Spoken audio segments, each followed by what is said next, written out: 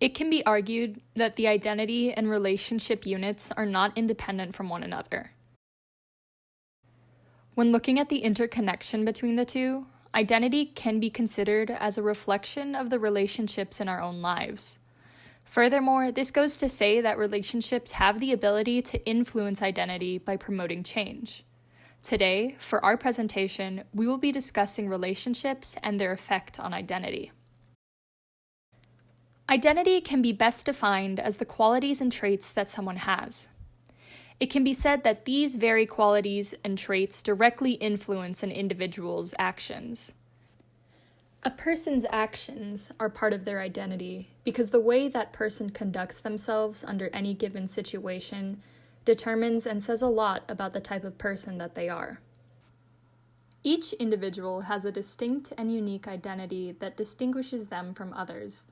This further emphasizes the idea that identity promotes individuality. However, it should be noted that while identity does encourage this, relationships, which can be considered as a big aspect of who someone is, can destroy individuality. However, one should consider that identity is fluid, meaning that it's subject to change. This is because different factors can destroy aspects of someone's identity or rebuild it the next. There are many types of relationships that can affect identity. The three types of relationships that will be analyzed are familial, friendship, and romantic relationships. Since individuals grow up with their own respective families, a familial relationship is the first to affect an individual's identity. A good relationship with one's family is apparent through the qualities that one possesses. For example, the ability to show affection and being open with one's emotions can also heavily rely on familial relationships. An individual who grows up under a loving and nurturing family is likely to be open and trustful of others outside of their extended family. On the other hand, an individual who grows up in a more toxic and controlling home environment is more likely to be distrustful of others and be less affectionate. Friendship is the second type of relationship that affects identity. Oftentimes, one finds themselves imitating characteristics and developing similar perspectives that their friends have. Conversation between friends allows for the sharing of ideas and beliefs that might differ from one's initial beliefs, which would affect the way they think. However, harmful relationships amongst friends can be detrimental to identity. For example, if an individual chooses to constantly belittle and mock their friend, then that friend might become insecure and more timid in their actions. The final type of relationship that influences identity is the romantic relationship. Romantic relationships can leave an individual heartbroken or over the moon, which will affect how they act in the future. Some relationships can even result in a power imbalance that is harmful to both partners and tears apart their identities. These three types of relationships demonstrate how deeply relationships are intertwined with one's identity. Regardless of how positive or negative the relationship is, one's identity is expected to be influenced. No one comes out of a relationship unscathed. This is because they are bound to be impacted by the different beliefs and perspectives from the other party. Therefore, it is of the utmost importance to surround yourself with healthy relationships that help you grow, while also leaving toxic relationships that tear apart your own identity. Pop art is an exemplary example of how friendship can affect identity. Pop art follows the story of a young boy who has faced difficulties since the day he was born, and how his friendship with art changes some of his outlooks on life. This friendship taught the main character new perspectives and freed him of some of his loneliness. The change was made apparent by the most mundane things, such as a new outlook when doing something as simple as walking home, which can be seen on page 55, where the main character states, "I got used to the walk. I walked the walk so many times I stopped noticing that it was long bordering on never ending. I even looked forward to it." The main character would detest his walks home due to the loneliness it brought, but once he became friends with art, walking home meant something else. It represented companionship. The loneliness that was part of his identity for so long was alleviated, and allowed the main character to openly be an authentic version of himself without being judged. Art introduced the main character to an influx of emotions that he previously kept bottled up and hidden from everyone else. The emotions that were finally let loose were uncontrollable, so much so that he could no longer control his vulnerabilities. Pop art shows how impactful a friendship can be, and in this particular text, the relationship was positive since it allowed the main character to share who he was with someone else and obtain new beliefs and perspectives through his friend Art. On the other hand, Hills Like White Elephants sheds light on how a romantic relationship can affect the qualities that one possesses.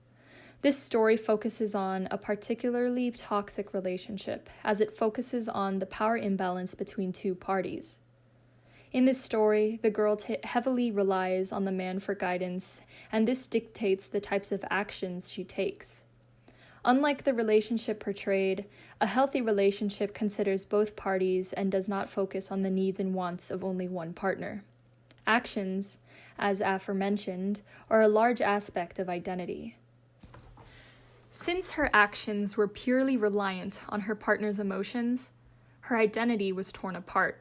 The identity that should have been purely her own became her partner's. She was no longer her own autonomous person. Hills Like White Elephants proves that romantic relationships can sometimes be more detrimental than the relationship is beneficial. An individual's identity in a close relationship, especially within a family, is subjected to be influenced in rather positive and or negative ways. Joyce Carol Oates portrays the love and hate relationship between the daughter and the mother and how the relationship had a significant impact on the daughter's identity. Lizette, the daughter, is like any other 13-year-olds at risk. From drinking beer in the morning to associating with people that are more mature than herself, this is a rebellious act that was performed against herself and her family.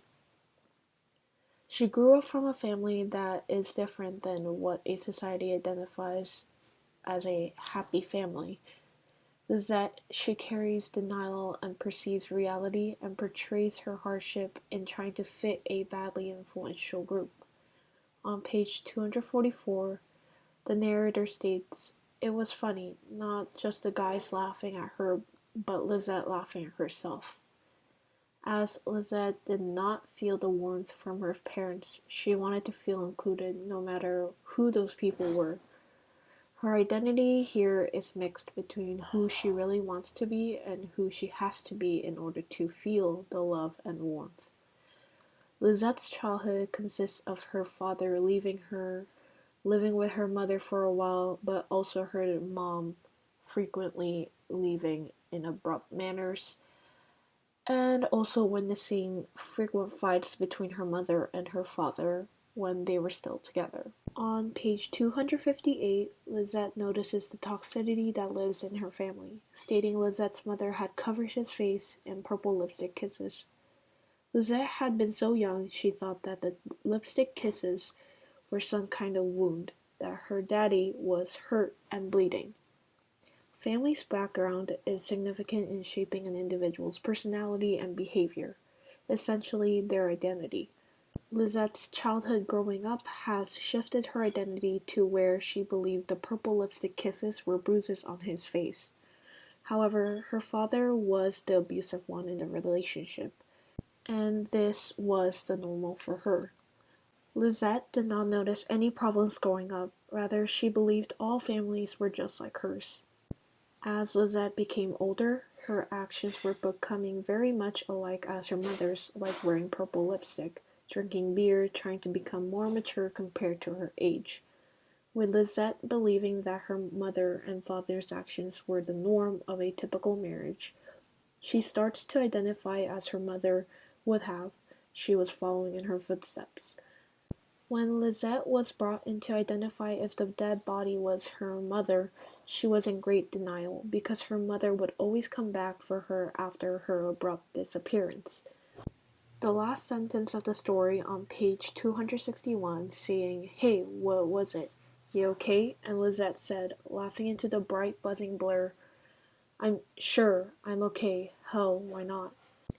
This clearly shows Lizette's identity crisis. While she is supposed to look perfectly fine and rebellious as always, and as everyone thinks she is, however, she is worried and in pain thinking about her mother, especially because she is still missing, and as she rethinks of her childhood as if this is the new norm or if it was not right the whole time. Identity can be defined simply as who we are, and we each have a distinct and individual identity. But relationships, whether familial, platonic, or romantic, can have a big impact on our identity, as we have defined previously that identity is fluid. We have seen through the characters in pop art, Hills Like White Elephants, and ID that our relationships and interactions with people we are close with can be positive or negative, and thus can have a good or bad influence on who we are. Friends, partners, and family members all have the ability to change us as we often mimic who we are surrounded by. Relationships, when they become toxic and unhealthy, have the power to destroy our sense of self and make us feel unworthy. But when a relationship is healthy, it can also help us to become our best selves.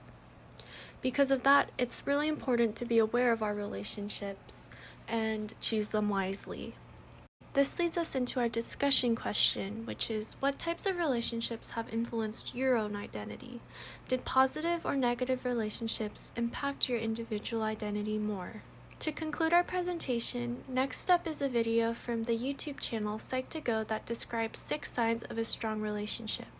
This video focuses specifically on romantic relationships, but many of these can be applied to other relationships as well. Here are 6 signs you have a strong relationship. 1. You and your partner open up to each other. Some people are more private than others, even in an intimate relationship. Do you struggle with trust issues and find it hard to open up to your partner? Or do you open up to them about the more private aspects of your life because you know they won't judge you? How you and your partner respond to each other is another important component in a strong relationship.